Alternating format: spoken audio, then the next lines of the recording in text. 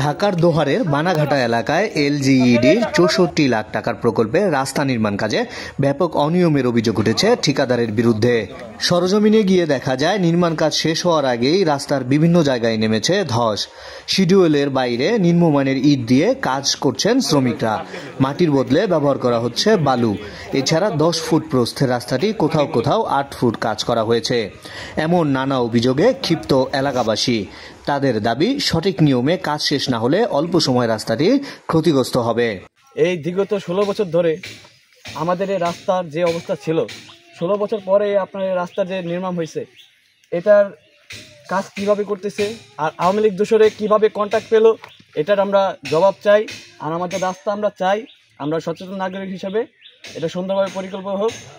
এটা আমরা চাই না আমাদের রাস্তা কোনো ভেঙে পড়ুক, আবার আমরা ওরকম দুর্ভিক্ষের মধ্যে পড়ি।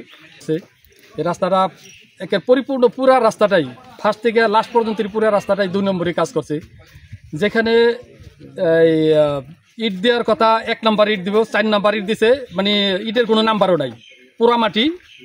তারপরে রাস্তা যে মাটি দেওয়ার কথা মাটি দেয় নাই, এবং দেওয়ার কথা সিমেন্টের খুঁটি, ওখানে সিমেন্টের খুঁটি লাগা নাই, বাঁশ লাগাইছে।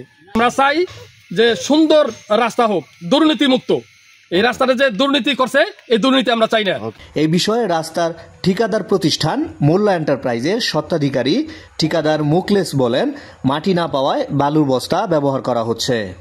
বিষয়ে উপজেলা প্রকৌশলী মোহাম্মদ রাজু আলম বলেন, রাস্তা নির্মাণে অনিয়মের কোনো সুযোগ নেই, তদন্ত করে ব্যবস্থা নেওয়া হবে।